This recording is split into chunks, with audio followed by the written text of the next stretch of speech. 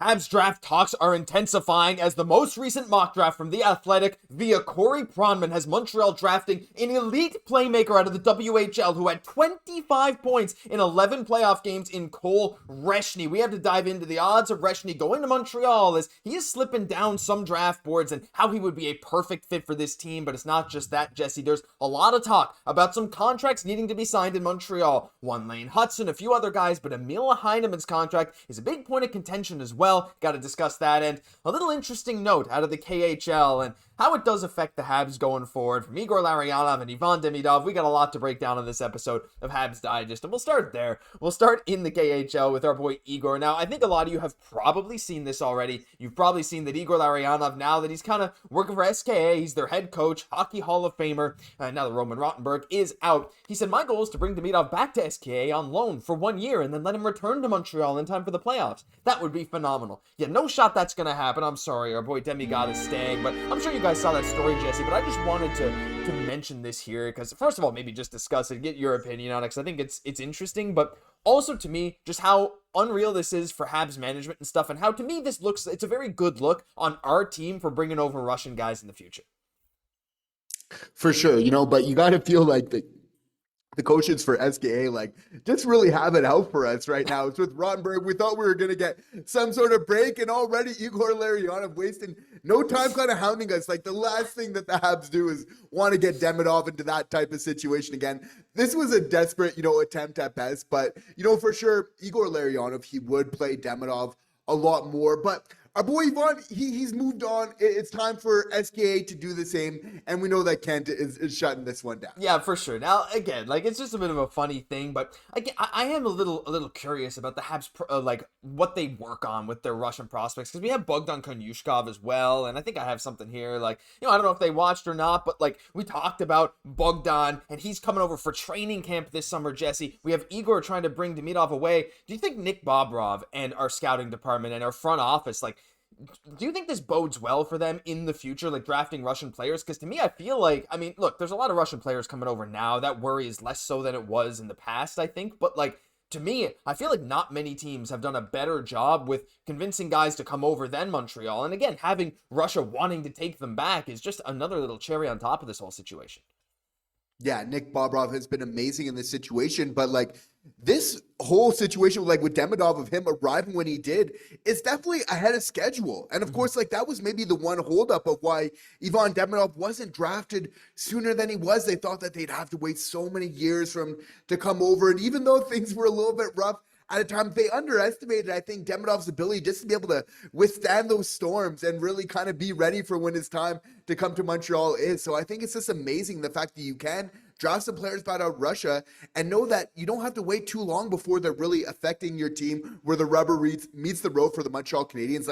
Josh, I am just so excited next year to really see him lace up and really have that full 82 game season of Ivan on the team. Oh, I can't wait. It's going to be unreal. Let us know your thoughts about that down below, because I'd love to hear what you guys have to say, because it's very interesting. But we're going to move on, Jesse. Again, don't forget, we got a Cole Reschny coming up, and this guy, he's pretty impressive. But again, one more thing before we get to that, I want to talk a bit about Emil Heineman. Now, we've been discussing this amongst ourselves, Jesse, and look, first of all, want to just get your guys' opinion. Do you want Emil Heineman back or not? I think almost all of you will say yes, but I want to hear your reasoning down below, because I think he brings a lot to this team, Jesse. Of course, 10 goals, 18 points in 62 games, but let's be honest, his point output was just not the same after coming back from his injury when he was run over by a, no, not run over, but he was hit by a car when visiting Utah, the at-the-time hockey club, now Mammoth.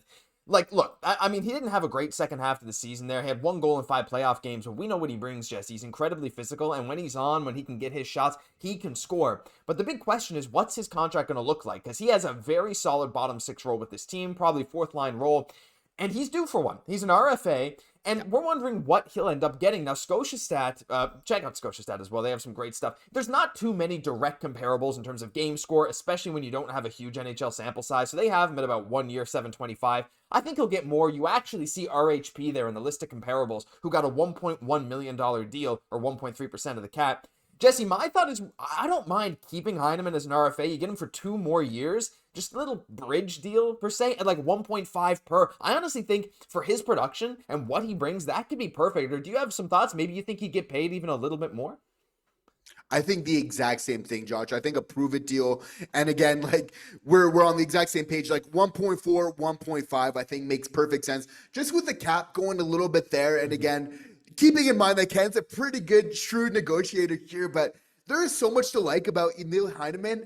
And it's like kind of like a really good example of staying patient with your prospects, because he came to the NHL and it wasn't kind of like gangbusters lighting up. There was good signs, but we weren't kind of blown away. But as we saw, okay, he comes back to training camp this year and being better and kind of solidifying that over this year. It's just a really good sign sometimes of really being patient with some of your prospects, because this is somebody that, in my opinion, can be like a 20 goal scorer for the Montreal Canadiens. He did get 10 goals this year. Like, for this next year for Emil Heineman, it's all going to be about like really just kind of maintaining that consistency, bringing that forecheck, because this team looks different with him on it. But obviously, it just continuing to shoot, because you feel like that's just going to continue to get better. But it's all about that consistency. And of course, I think the injury, fair to say, a part of this, but obviously only one assist in his last 25 games. That's probably the only thing to change. But because like he was on a heater, if he was kind of keeping that numbers and then keeping that going for the end of the season.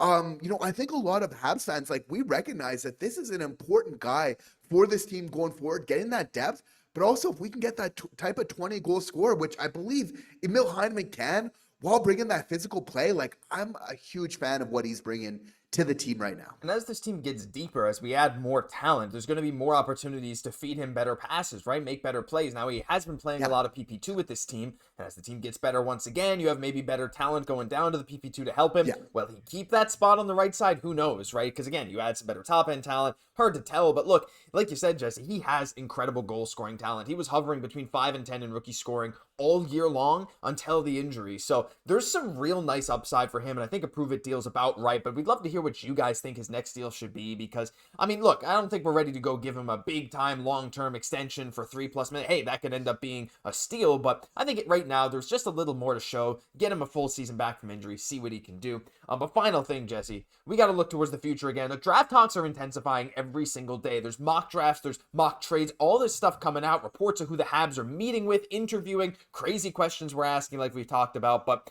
want to focus on a recent mock draft from The Athletic, and that comes from Corey Pronman, a lot of you guys' favorite writer, right? No, totally, look, I still like Corey Pronman. I know some people have their opinions. That's fine. He does a great job with these mock drafts every year, and wanted to go through his recent one, Jesse, where at number 16, he has Montreal taking Cole Reschny. Now, Cole Reschny's not a guy we've talked about on the channel a lot. 5'10.5".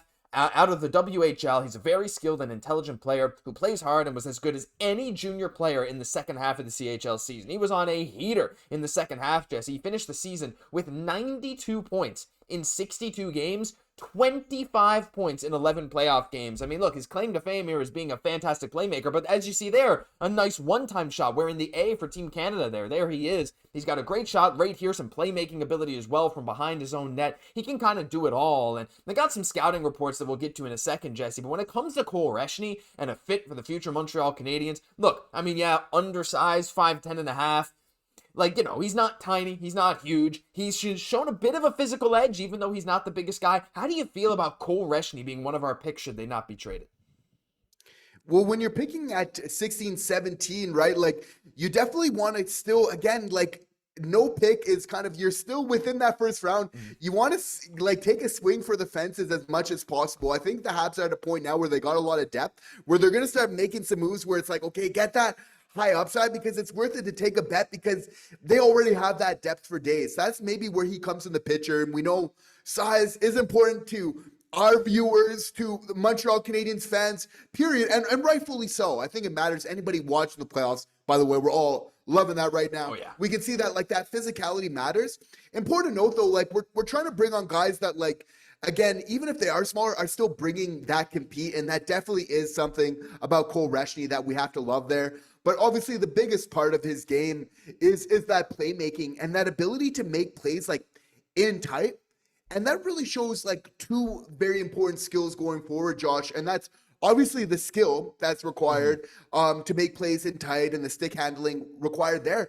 But also, secondly, probably more importantly, it's that quick decision-making ability, which for me is like one of the most transferable skills. Like, that's one of the biggest jumps from like the WHL, from NCAA to the pros, right? Or even from the AHL to the pros to the NHL, it's really that speed of the game. So for me, this is looking like an NHL player, very transferable skills there. Again, kind of bringing tons of compete and a clutch guy, which I think is deserved to be mentioned. Had 25 points in 11 playoff games this year. So really a gamer when it matters the most as well. Yeah, and a huge improvement over the year before as well. Again, he just turned 18 like a couple months ago, so he's a fairly young draftee this year as well. And like you said, I mean, he shows a lot of great aspects to his game. And again, just to give some credit here to Dobber Prospects, you can read their full breakdown. I'll link it down below, but just took some quotes about him. Like, he's very flashy, as we can see, some great passes, some great shots, a couple of eye-popping scoring streaks. He is a bit hot and cold, and he has been noted as maybe a boom or bust type prospect, or more of a boom or bust type guy than some other guys around his pick range, but he's been one of the top producers in the CHL. He's been trusted in multiple situations, PP and PK, and like you mentioned, Jesse, he's not very big, but he does show some chops as a physical asset. He's willing to play dirty for pucks, can be a rough forechecker. He has the tools, but lacks a standout trait. And I think when you're talking swing for the fences, I think you're absolutely right. Like when you're Montreal, you take the guy that looks like the best player for the future. And a guy like this could fit very well. Again, kind of a multifaceted offensive talent. He has shown the willingness to get gritty, go and get pucks, and even though he's sort of a boomer bust type guy, doesn't have that standout trait, he's got a solid skating base, he has a solid shot, he's a great playmaker, he can play the PK, he can play the PP. This kind of guy ultimately has a very high ceiling, even if the floor is quite low. So again, I just feel like he kind of fits the bill for what you're looking for, yeah? Right? And wasn't like Cole Caufield kind of like a boom or bust pick as well? One, yeah. It was either Cole Caufield at his size, picked around the same place in the first round. It's either he figured it out offensively and became a force in this league, which we're very thankful he's proven to be, or the size just where he wasn't able to cut it. But again, he had that track record of putting it up in the NCAA, which I think probably helped for like a selection of a Lane Hudson when you saw that Cole Caufield was actually working. Like, okay, guys that actually get production at the NCAA level, even though maybe a little bit smaller, and we know Reschny's obviously coming from a different league, that it can be transferable. We know obviously size is very important in the NHL, but they're starting to become a little bit of a place like more of speed oversized. And just across sports, I would say in general, that's a very interesting point in terms of just philosophy of terms of playing the game and what's most effective. Again, very smooth skater though, that we have to say we like to play that high tempo type of play in Montreal. That's when we play the best. Like Cole Reschny has no problems getting up and down the ice, very smooth out there. So we'll have to keep an eye on him. He could maybe go a little bit later than the 16th, 17th as well. But I mean, that potential for him to go higher, definitely there as well. After that top 10, things are kind of up in the air now. We're hearing certain names we've heard once linked to the Habs, now potentially going top 4. We're hearing guys like Justin Carbonneau, who was once like, oh yeah, he'll probably be there. Now we have him as high as 12, even 10 in some mocks. It's like, it's getting crazy, right? Teams are getting different opinions when they interview different players. We're hearing them going in different spots. It's going to get very, very interesting. And hey, we're here to keep you up to date every single day as we get closer to that draft. But that'll do it for this episode. And if you enjoyed, leave a like, comment, but most importantly, hit that subscribe button down below. Thank you so much for tuning in every single day. I'm Josh Gosse, my co-host, Jesse Poirier. We'll catch you in the next one.